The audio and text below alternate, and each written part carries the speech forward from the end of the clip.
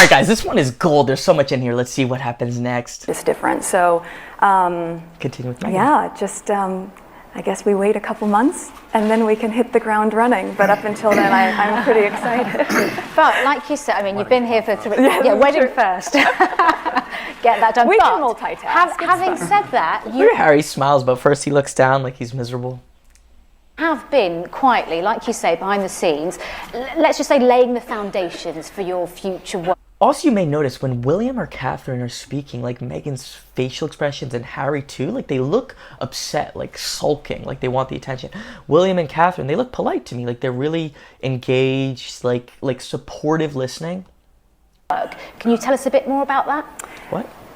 Sadly, I can't. Ah.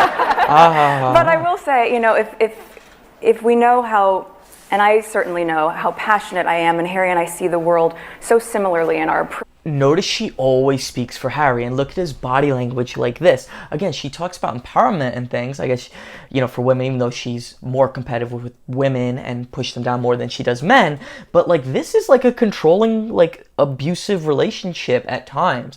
Like me and Harry, like this is how Harry thinks. So notice, again, anything Harry does is we, anything she does is I. And some of what Harry does or did or anything is still I for Meghan. Of being very hands-on with things. What I can say is that I have been fortunate enough to meet with some incredible women Bragging. and organizations in general in the UK that are doing work here, but then also knowing that some of the work that I've done in the past has been in Commonwealth countries like Rwanda, India. So this She's saying nothing and then just bragging. She's like, I've met with incredible women. I've done work in Rwanda and India. Rwanda when nobody would ask if I'm okay, you know, while I was with people who don't have enough water to drink, taking photos for myself. reach, I think, can have some really nice legs to it once we can start. But I she didn't say yes, anything. exactly. To be continued. Okay. Like, over and over, there's no information conveyed ever in what she says except some bragging. Like she talks in circles and gives us her resume. I look forward to picking up on that conversation Yeah, me too. later. Thank Prince Harry, what are the biggest challenges as you see them going forward? What do you want to All do? right, William is a little frustrated. He's like, oh, this. You know, Catherine's so polite. Like, they're being polite, but you could see. And it's not like sulky, like, I want the attention. He's just like, oh, my freaking brother. What was he thinking? Marrying this woman. So, I think, where do I even start with that? I think, as we've discussed, heads together, there's so much more to do. We've Again, y'all, all of you in the UK, you are very lucky that William's the older brother. I mean, I think the collective intelligence, just listening to Harry too much, would probably decrease just a little bit if he were going to become the king and have a lot more of a platform. I mean, he's really like Mr. Mumbles at times. We've made a difference. We know that. Everybody that was part of the campaign knows that. Hopefully all the partners feel that. Some of them are nodding, some of them aren't. But I think we understand, we realise that there's so much more to do. It's very much unfinished work there. So I'm looking forward to supporting that. Again, Since he's been with Meghan, I realize so much. Like, if I could describe him with one word, it'd be like bumbling. Like oafish. In the sense of just like, like kind of out of it a little bit, so unclear. Is a fantastic thing that we've got going on here. And it's a difference in how they're not clear. Meghan talks in circles, but she does speak coherently, but there's no meaning to what she's saying. Harry's just like mumbling and stumbling and... something like 75 or 80% of young people in this country, and I mean young people like this high, sort of 6, 7 years old. There we go. Have a bad experience with their first coach, with their first sporting endeavour as such. What? And that has a massive impact for them, moving forward. So Coach Core and the expansion of Coach Core is very important.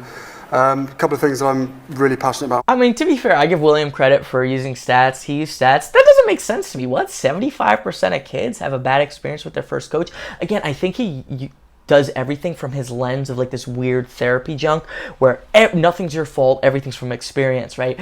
Like, again, I knew a guy I've seen so many people like that. Like I was in like a public speaking thing, and guys like, when I was a kid, my parents didn't listen to me, and that's why I'm nervous speaking. It's like, no, everyone's nervous. You push yourself, you work hard, and then you get not nervous. You know, like old school mentality. Things are hard. So I think they have this idea like nothing should ever be hard, and if anything is, it's because you were done wrong. So I think that's how he looks at things. He's like, oh, there's crime in the UK. You know, that means these kids were all done wrong. Maybe some were. Some kids don't play enough sports. Oh, the coaches are all evil. It's like this inner child or whatever pseudotherapy stuff. Working on is sustainable tourism, so I'm looking into that at the moment. There's a huge number of players and different issues that need to be discussed. But I think he seems like so unprepared. Like it's like someone like fumbling in a job interview at this moment.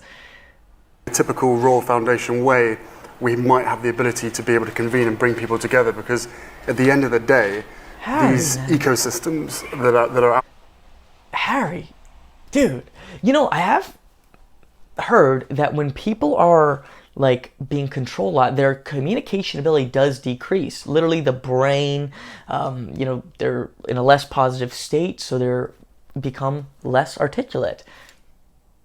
There and need to be protected. And it's scientifically proven, but funny enough, YouTube will flag you if you say certain things about like neurotransmitters, because they say it might not be true, but you could Google it a little bit, like the connection between different neurotransmitters and being articulate. They need to be seen as an asset, and if they are treated as an asset, then the local communities will benefit from them, and tourism companies will be incentivized to look after them for the longer term. And then also, as I've touched on briefly, youth violence. All right, this is boring. All right.